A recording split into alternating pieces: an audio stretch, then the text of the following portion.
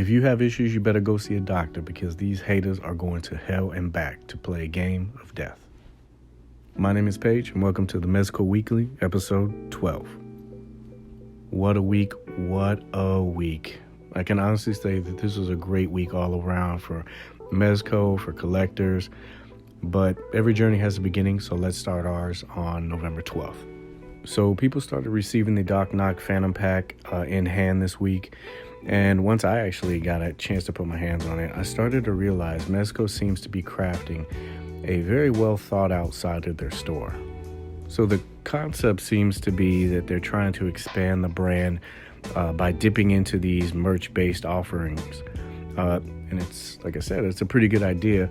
We all know there's customizers and casters that are actually taking parts of these figures and casting them out and selling them. So I guess Mezco is trying to think about how they can actually get in on their own action.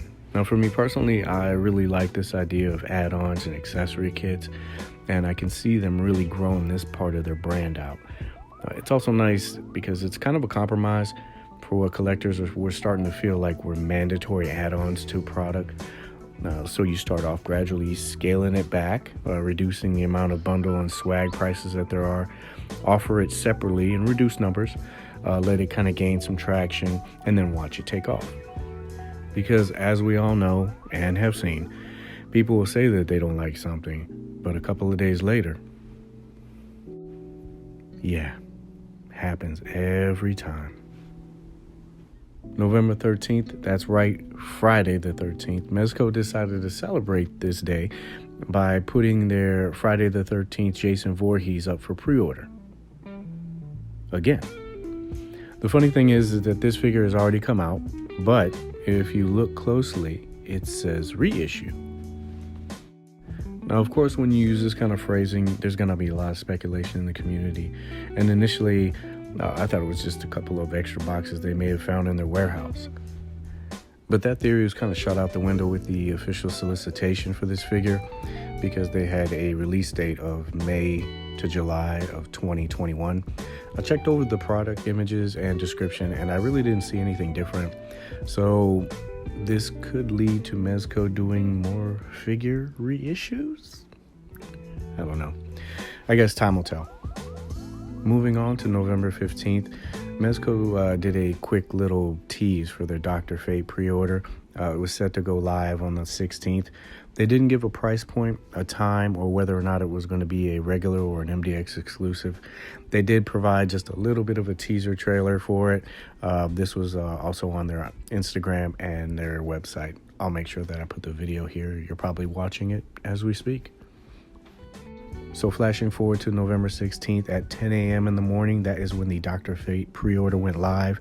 We also learned that it was going to be a regular release, so not an exclusive. Price point for this figure was going to be $95. And if you ordered through Mezco's website, you were going to have to pay the $23.75 NRD fee.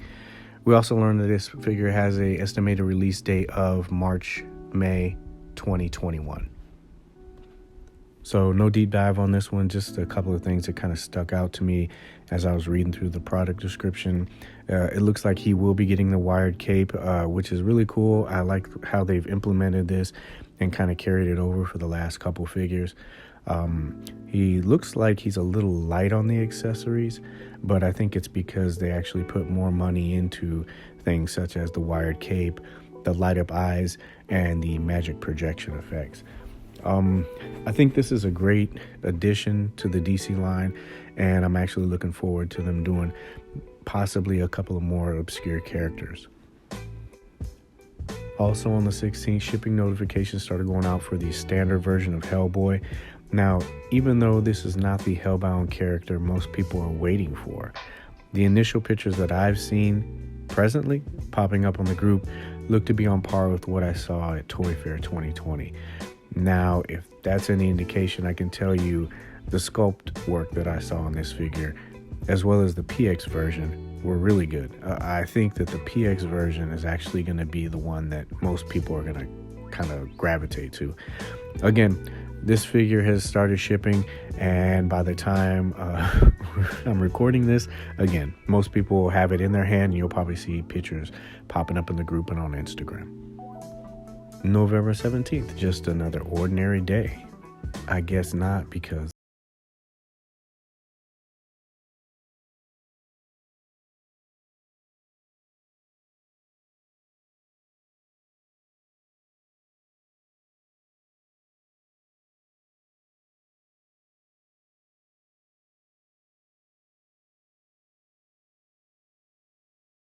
Tonians on the 17th, the Mez of Death started to convert.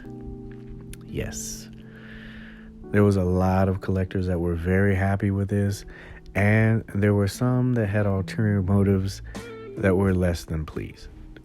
But every cloud has a silver lining, and like I said last week, the way that this release was handled balances the scales and allows more collectors the ability to own this figure.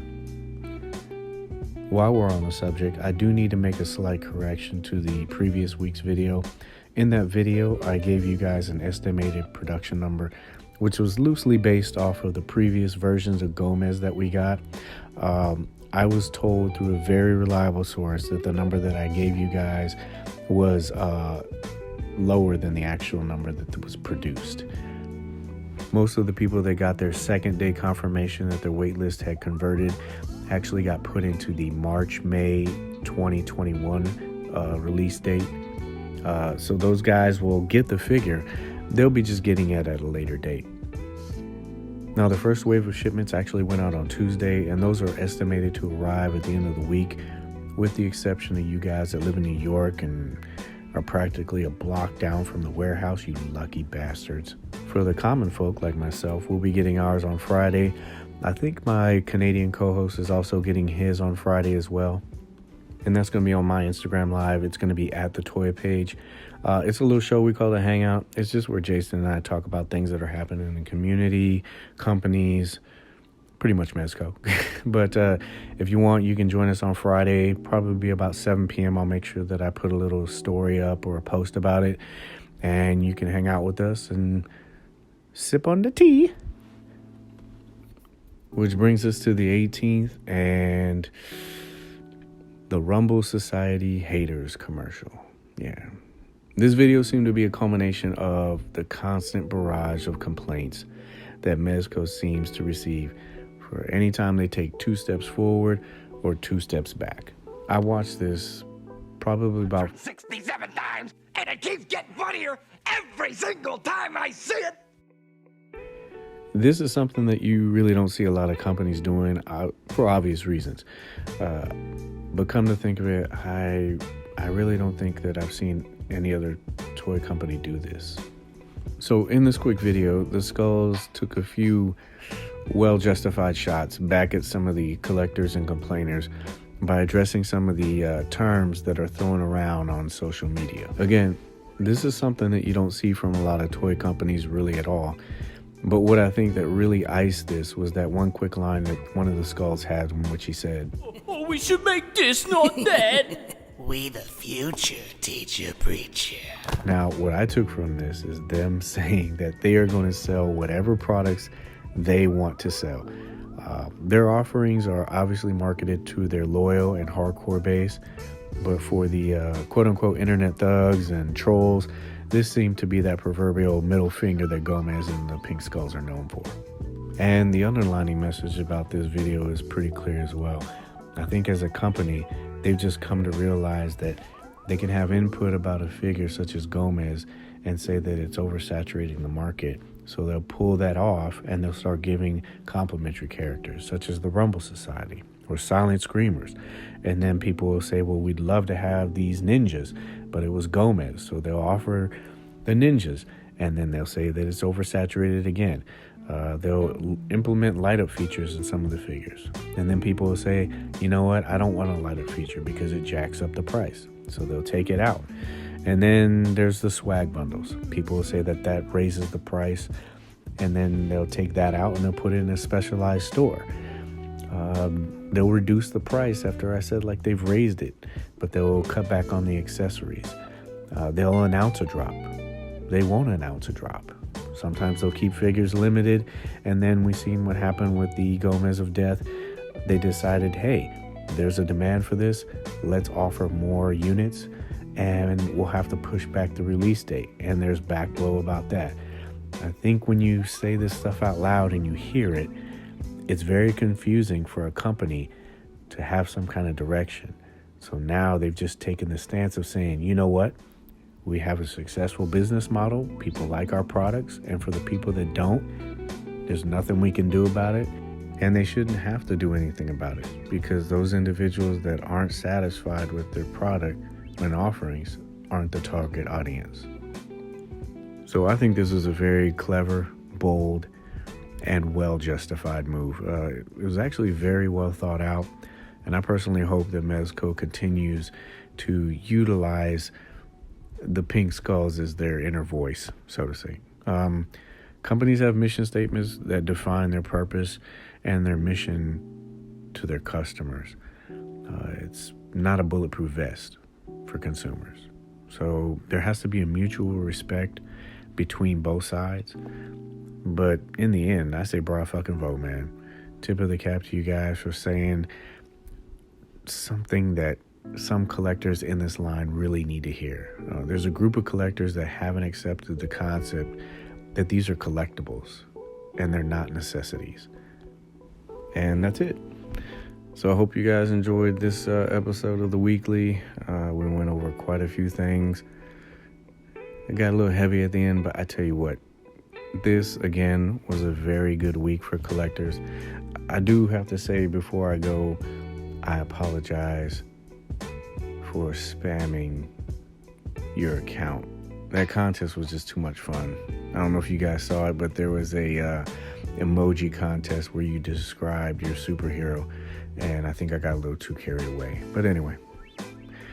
All right, guys, I will check you later. Remember, Friday night at 7 p.m., I am going to be doing the IG Live on Instagram at the Toy Paige. You can check that out. I'll make sure I put something up for you guys. And remember, even after that rant, it just solidifies the fact that they're just toys, so just have fun.